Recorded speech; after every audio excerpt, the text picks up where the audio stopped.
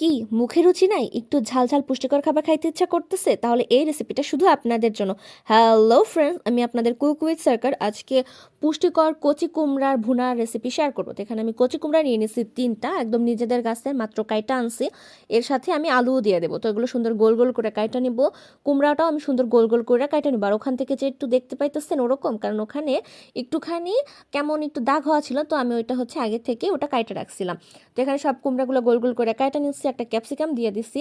তরকারিতে একটা ক্যাপসিকাম দিব, ভালো লাগবে তাই জন্য। তো এখানে আমি ক্যাপসিকামটাও সুন্দর বড় বড় কইরাই কাটা নিচ্ছি। তো এগুলো গোল গোল করে কাটার কারণ হচ্ছে কি, একটু অন্য ভিন্নতার জন্য আমি একটু গোল গোল করে কাটা নিচ্ছি। আপনার চাইলে লম্বা লম্বা করেও কাটে নিতে পারেন। এগুলো আমি সুন্দর করে তেলে ভাজা নিব। তো এখানে আলু দিয়ে দিচ্ছি, আলুগুলো একটু ব্রাউন ব্রাউন করে ভাজা নেব। আমি মাত্র একটাই আলু দিছি, একটা আলুতেই যথেষ্ট। এখানে আমি হলুদ আর লবণ দিয়ে এগুলো হচ্ছে ব্রাউন করে ভাজা নিব। বেশি সময় ভাজার দরকার নাই, বেশি দাগ হওয়ারও দরকার নাই, যেহেতু এটা তরকারি হবে। তো এই যে আমার ভাজা শেষ। এগুলো হচ্ছে আমি উঠায় নেব। আর তেল বেশি দিছিলাম কারণ এর ভিতরেই আমি কুমড়াটাও ভাজবো। যেহেতু কুমড়াটা কচি, তাই জন্য একদম অল্প সময়ের ভিতরেই হয়ে যাবে।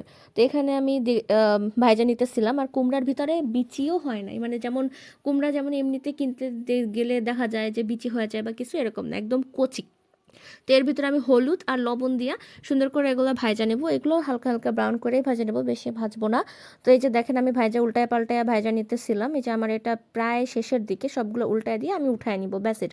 এই তো এখন আমি এগুলো সব উঠায় নিব, যে দেখেন উঠায় নিতেছি। আর এই তেলের ভিতরে আমি হচ্ছে আমার অবশিষ্ট যে রেসিপি আছে ওইটা করে নেব। তো এই তেলের ভিতরে আমি হচ্ছে গিয়া জিরা ফোড়ন দিয়ে দিব, তেজপাতা দিয়ে দেবো, হিং দিয়ে দিব, কারণ হিং ছাড়া আমার কিছুই ভালো লাগে না, তাই জন্য আমি হিং দিয়ে দিছি।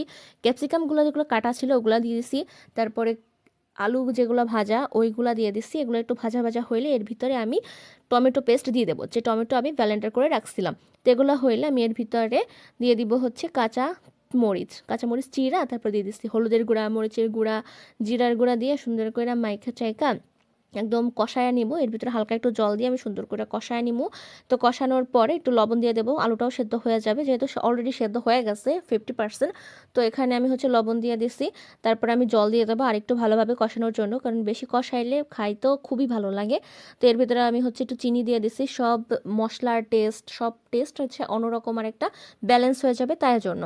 তো এখানে আমি হচ্ছে ঝোল যতটুকু রাখবো ততটুকু হচ্ছে গিয়া জল দিয়ে দিচ্ছি। যেহেতু এটা ভুনা হবে, সব ঝোলটাই হচ্ছে গিয়া টাইনা যাবে, তাই জন্য আমি অল্প পরিমাণেই জল দিছি। তো ভাইজে রাখা যে কচি কুমড়াগুলো ছিল ওগুলো হচ্ছে গিয়া আমি তরকারির ভিতরে দিয়া দিতেছিলাম।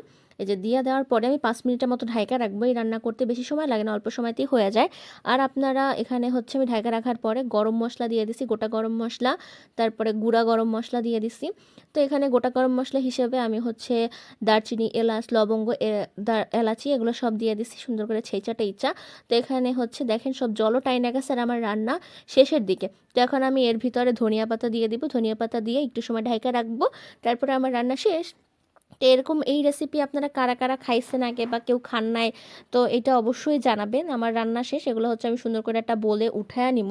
আপনারা কুমড়ার তরকারি, কুমড়া ছেচকি, তারপরে হচ্ছে কুমড়া ভাপা, আর কি আছে, কুমড়া হচ্ছে বেগুনি টাইপের করে খাইছেন, কিন্তু এরকম ভুনা কে খাইছেন একটু জানাইবেন। আর এরকম কচি কুমড়া, টাটকা কচি কুমড়া কে খাইছেন সেটাও জানাবেন, কারণ যারা গ্রামে যারা থাকে এটা হচ্ছে তাদেরই খাওয়ার কথা, কারণ এরকম কচি কুমড়া সহজে শহরে পাওয়া যায় না। তো এই রেসিপিটা আপনাদের সাথে শেয়ার করলাম, আশা করি আপনাদের সবার ভালো লাগবে। আর কেমন লাগছে অবশ্যই জানাবেন। সাথে থাকার জন্য ধন্যবাদ।